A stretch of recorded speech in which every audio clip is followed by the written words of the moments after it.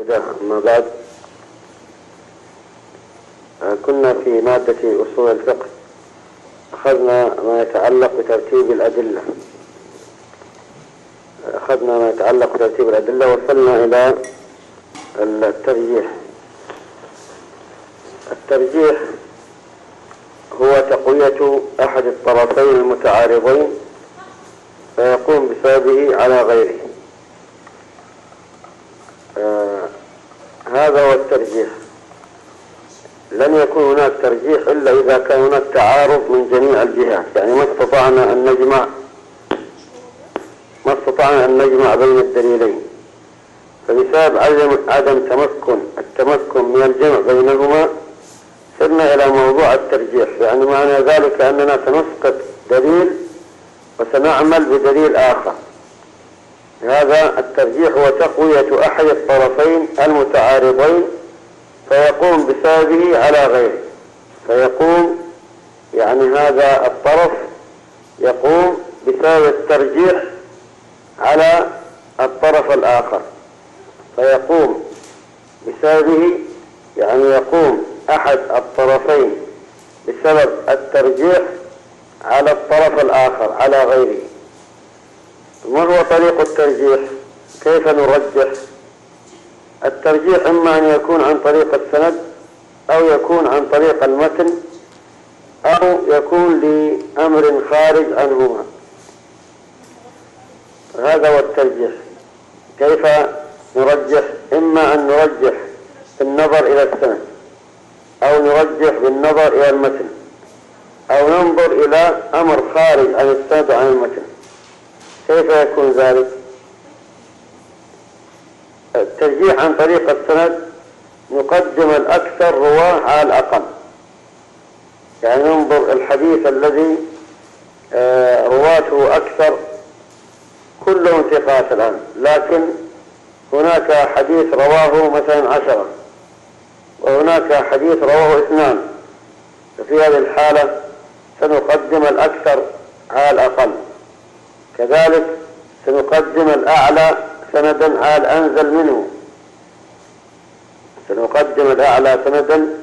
الأنزل منه. يعني عندنا سند، هذا السند مثلا فيه 5 رجال، مثلا 5 رواه، في حين أن الآخر فيه 8 رواه. يعني حتى نصل النبي صلى الله عليه وسلم 5 رواه حتى وصلنا للنبي عليه الصلاة والسلام.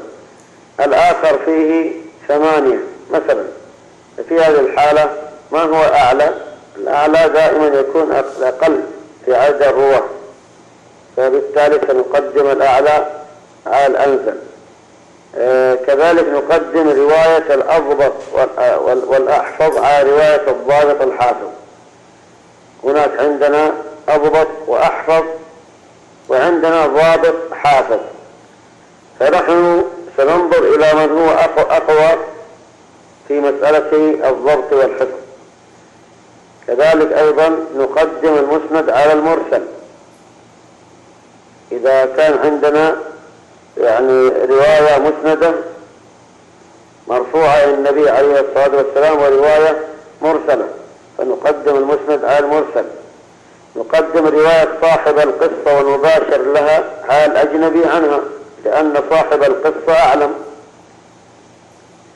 ولذلك ننظر إلى كلامه هو لأنه أقرب وأعلم.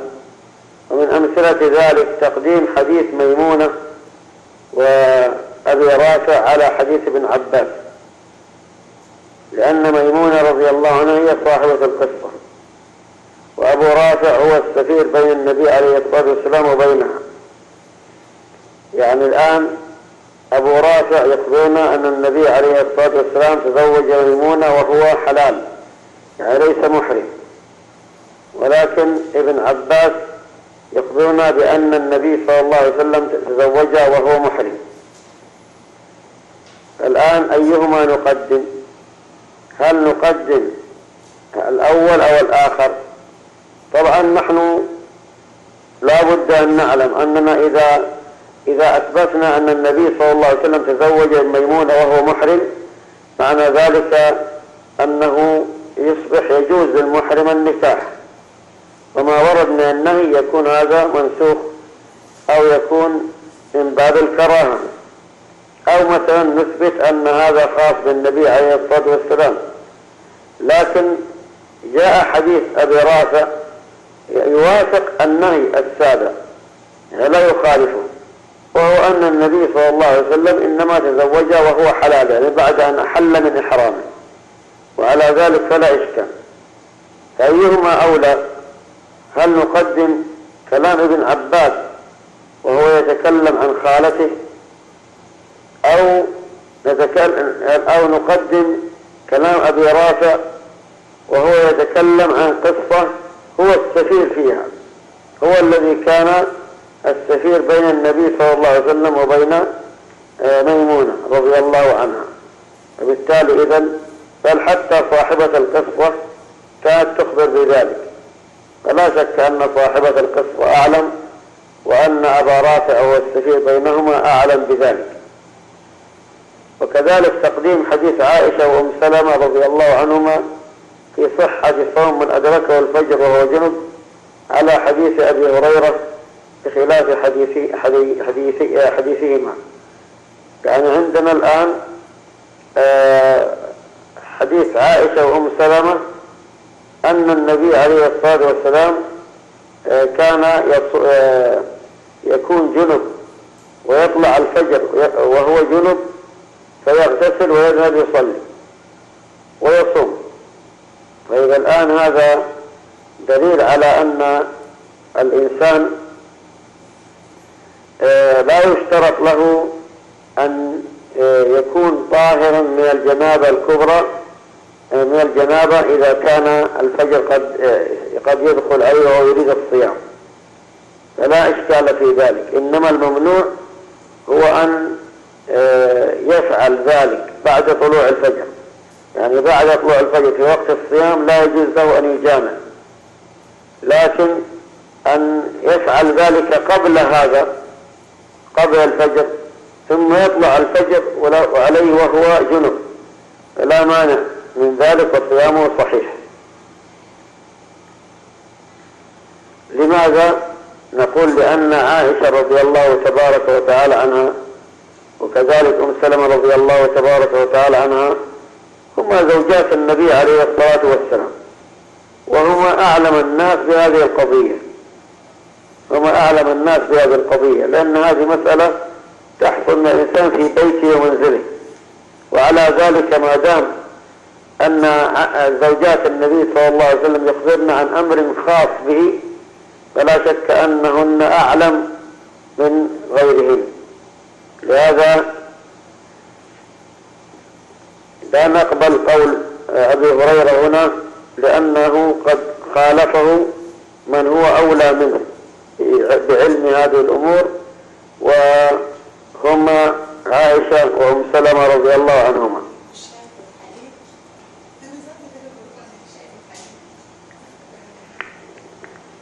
إذا الآن هذا ترجيح، لكن عن طريق السند، ترجيح عن طريق النظر إلى الرواة، هذا هو الترجيح. ولاحظوا أننا ما استطعنا أن نجمع بين الخبرين، وإلا لو استطعنا وجب أن نصير إلى الجمع، لأن الجمع فيه عمل بالدليلين، ولكن الترجيح فيه عمل بدليل واحد وترك للدليل الآخر. ولا شك أن العمل بالدليلين أولى من العمل بواحد منهما وترك الآخر. إذن هذا ترجيح عن طريق السند، النظر يعني إلى الرواة. هناك ترجيح عن طريق المتن، ننظر إلى ماذا؟ إلى متن الحديث، فيقدم النص على الظاهر والظاهر على المؤول. يقدم النص على الظاهر، يعني عندما يأتينا حديث فيه نص لا تأكل بيمينك مثلا، لا تأكل بيمينك، هذه واضحة، نص على تحريم أو على النهي عن الأكل لا تأكل بشمالك، لا تأكل بشمالك. إذن هذا نص وعلى النهي عن الأكل بالشمال.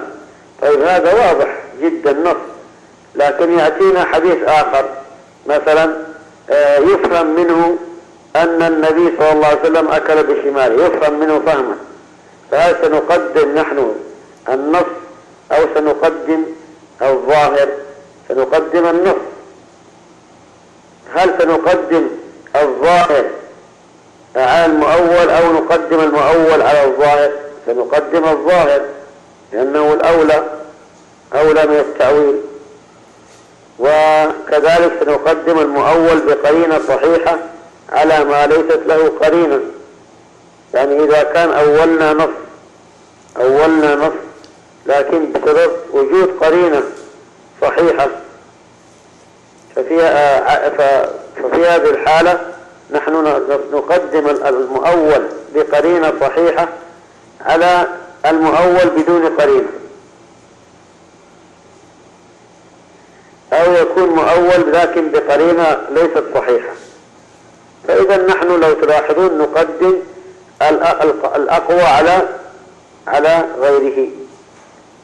ففي طريق المتن كذلك يقدم النص على الظاهر، والظاهر على المؤول، والمؤول بقرينة صحيحة على ما ليست له قرينة أو له ولكنها باطلة، يعني كما نفعل نحن في العقائد. يعني الآن الرحمن على العرش استوى، ماذا نقول نحن؟ نقول استوى يعني على واستقر وارتفع، ولسنا نعرف كيفية الاستواء. لكن أهل البدع ماذا يقولون؟ يقولون بأن استوى بمعنى استولى. فهل نقدم الآن ظاهر النص وهو استوى بمعنى على وارتفع، أو نقدم التأويل الذي هو أن معنى استوى يعني استولى؟ لا شك أننا نقدم ظاهر النص، لا نقدم التأويل. واضح؟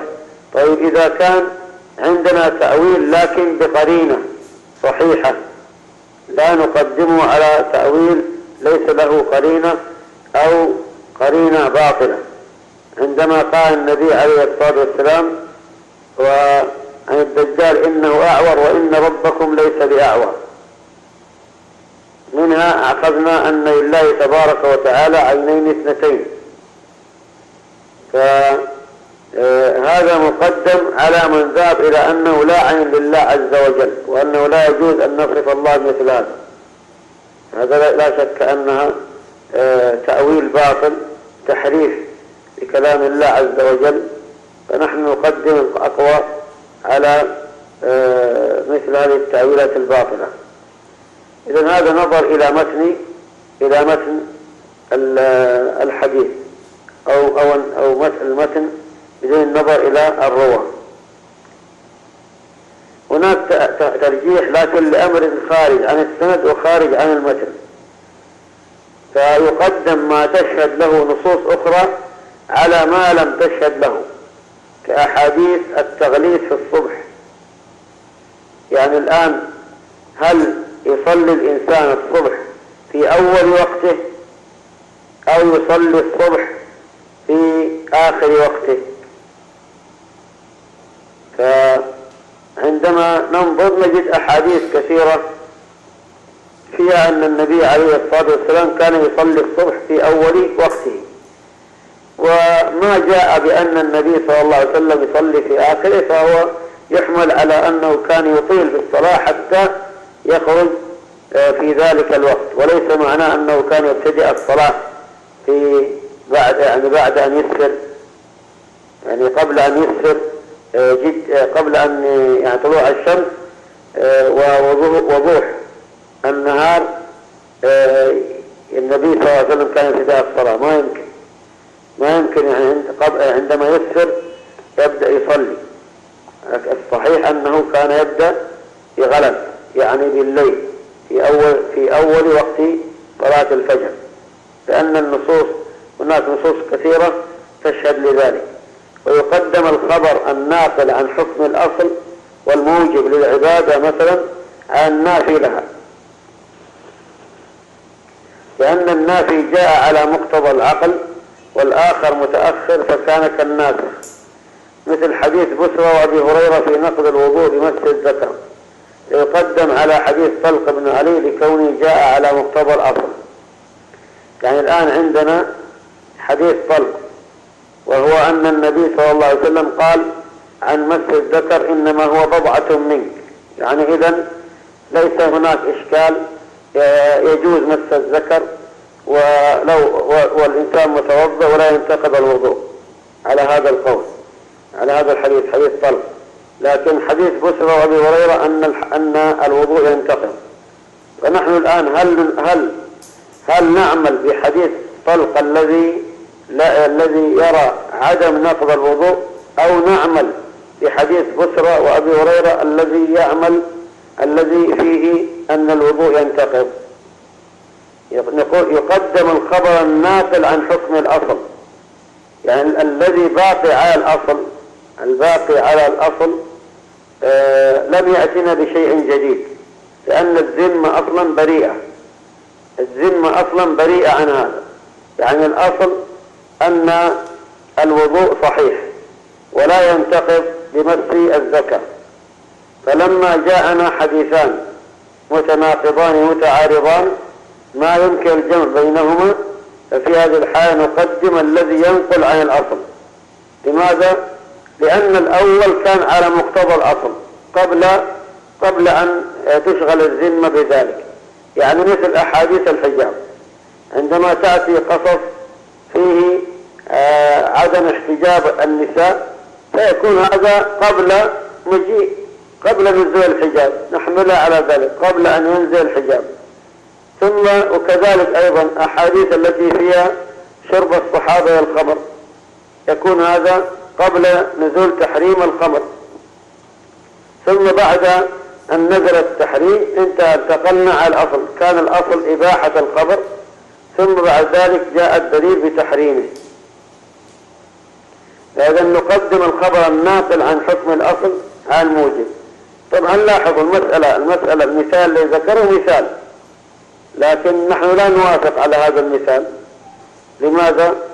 لأن نرجح أنه يمكن الجمع بينهما. نحن الترجيح يصير فيما إذا لم يمكن الجمع، لكن يمكن الجمع. نقول حديث طلق في من مس ذكره بغير شهوة، وحديث بسرة وأبي هريرة في من مس ذكره بشهوة.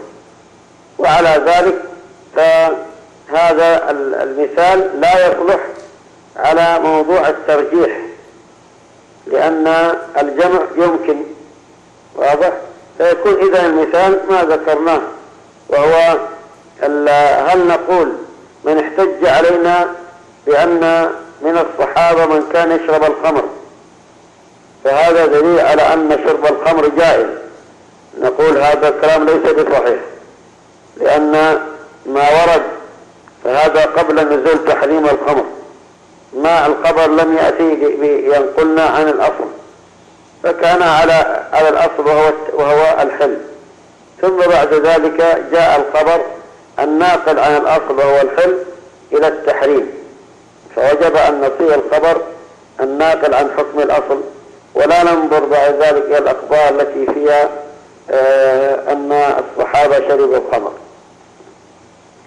يقول يقدم الخبر الناقل عن حكم الأصل والموجب للعبادة، مثلا على النافي لها، لأن النافي جاء على مقتضى العقل والآخر متأخر فيكون كالناسخ.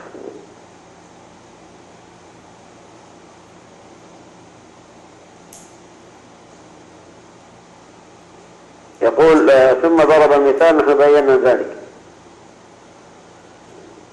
لكن هنا يقول لأن النافي جاء على مقتضى العقل، هكذا عندي النسخة، ليست يعني هنا مناسبة للقول الكلمة هذه الآن، ولكن الصحيح أن نقول لأن النافي جاء على مقتضى الأصل،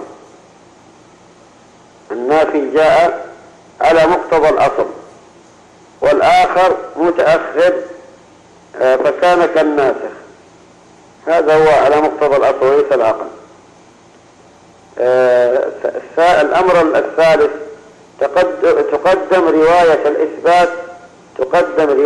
الإثبات على رواية النفي، لأن المثبت معه زيادة علم خفيت على النافي، يعني نفس الطريقة السابقة، يعني داخل في النقطة الثانية، يعني أن الأصل هو العدم، فالذي يأتي لنا بشيء زائد هذا علم ما لم يعلمه الذي نفى هذا الشيء الزائد، الذي يقول مثلا كما أخذنا في كتاب الحج أن النبي صلى الله عليه وسلم نام حتى ولم يستيقظ إلا مع الفجر، ولم يذكر أن النبي صلى الله عليه وسلم صلى الوتر، ورواية أخرى أو لم يذكر لنا أن النبي صلى الله عليه وسلم قام ليرسل أهله إلى منى، فبالتالي نحن هنا هل نقدم روايته أو نقدم رواية الذي يقول بأن النبي صلى الله عليه وسلم استيقظ في الليل وأرسل الضعف من أهله؟ سنقدم الثاني. لماذا؟ لأن الثاني عنده زيادة ليست عند الأول. الأول أخبرنا بأن النبي صلى الله عليه وسلم نام، وهو لما نام النبي عليه الصلاة والسلام ذهب ونام، ولم يطلع أن النبي عليه الصلاة والسلام استيقظ وبعد منتصف الليل وأرسل الضعف من أهله، لم يعلم ذلك، إنما استيقظ على الفجر وجد النبي صلى الله عليه وسلم قام الفجر فظن أنه لم يستيقظ إلا الآن، وهذا ليس بصحيح. ولذلك نقدم رواية المثبت لأن النبي صلى الله عليه وسلم قد قام على رواية النافي بأنه لم يقم إلا مع الفجر. لماذا؟ لأن المثبت معه زيادة علم خفيت على النافي. آخر نقطة في هذا يقدم المقتضي الحظر على المبيح لكونه أحوط. يعني هل نقدم، ونحن أخذناه في قاعدة أو ستأخذونه إن شاء الله في المستوى الرابع في قاعدة أنه يقدم الحاضر على المبيح، يقدم الحاضر على المبيح. يعني الآن مثلا البغل، ما حكم البغل؟ البغل كما تعلمون هو متولد بين الخيل وبين الحمار، يعني يحصل جماع بين خيل وحمار، فما الذي يجري؟ ينتج بينهما بغل. طيب البغل هذا هل نحيله، هل نجعل حكمه حكم الحمار أو نجعل حكمه حكم الخيل؟ في ماذا؟ في الأكل، جواز الأكل، يعني الخيل يجوز أكله والحمار لا يجوز أكله، الحمار الأهلي، الحمار الإنسي أو الحمار الأهلي لا يجوز أكله، والخيل يجوز أكله، والبغل الآن متولد منهما. فوالدي هذا البغل أحدهما من الخيل والثاني من الحمير، فأحدهما يجوز أكله والآخر لا يجوز أكله، فهل نقدم الآن المبيح على الحاضر فنقول يجوز أكل البغل، أو نقدم الحاضر على المبيح فنقول لا يجوز أكل البغل؟ الجواب هو ماذا؟ قلنا يقدم المقتضي الحظر، يعني المنع والتحريم، على المبيح لكونه أحوط. ولهذا نقول البغل لا يجوز أكله. لماذا؟ لأننا قدمنا المانع المحرم الحاضر على المبيح. هذا هو الترجيح. فهمتم؟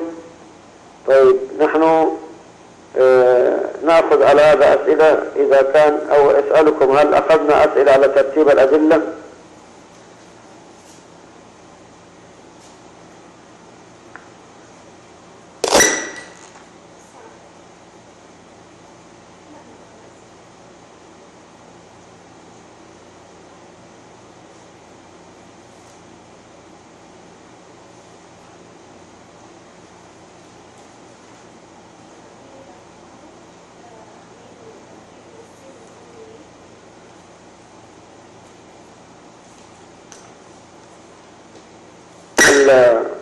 نكمل الأسئلة. آخر سؤال كان: هل يقع التعارض بين نصين ظنيين؟ الآن نأخذ أسئلة على موضوع الترجيح. ما معنى الترجيح؟ ما معنى الترجيح؟ وما هي طرق الترجيح؟ ما معنى الترجيح وما هي طرق الترجيح؟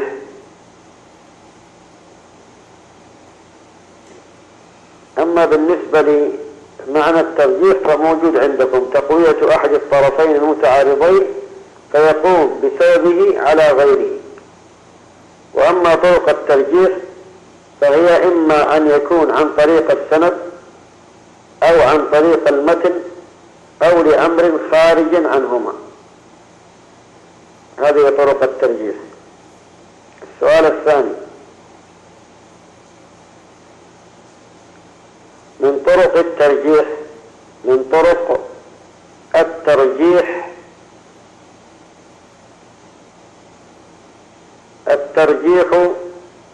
الترجيح عن طريق السند. من طرق الترجيح عن طريق السند. اذكري مثالا له.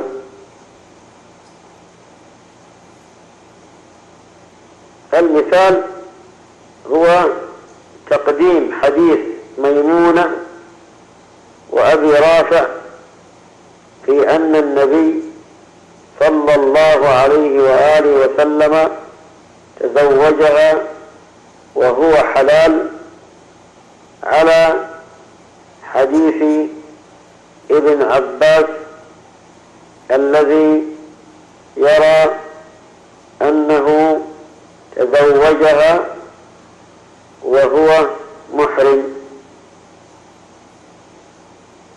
والسبب أن ميمونة هي صاحبة القصة وأبو رافع هو السفير بينهما.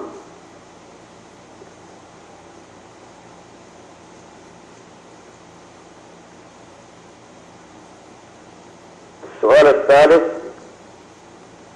من طرق الترجيح عن طريق المتن. من طرق الترجيح عن طريق المتن. اذكري مثالا له.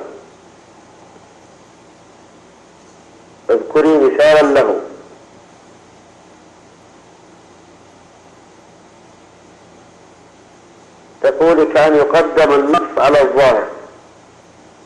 مثال الترجيح عن طريق المتن: كأن نقدم النص على الظاهر. السؤال الرابع: من طرق الترجيح بأمر خارج عنهما.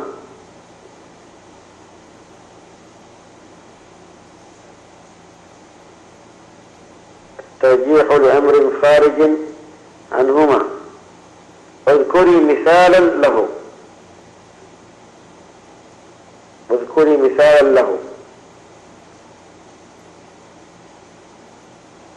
يعني أسهل مثال هو أن تقول: يقدم المقتضي للحظر على المبيح لكونه أحوط. يقدم المقتضي للحظر على المبيح لكونه أحوط. فنقول بتحريم أكل البغل المتولد من الحمار والخيل. المتولد بين الحمار والخيل.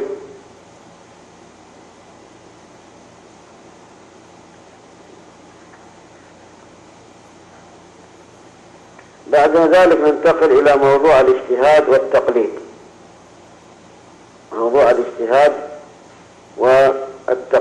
وهو آخر موضوع في الأصول. آخر موضوع في أصول الفقه متعلق بالاجتهاد والتقليد، نتركه إن شاء الله إلى لقاء آخر. نسأل الله الجميع التوفيق والسداد، وصلى الله وسلم على محمد وعلى آله وصحبه. جزاكم الله خيرا.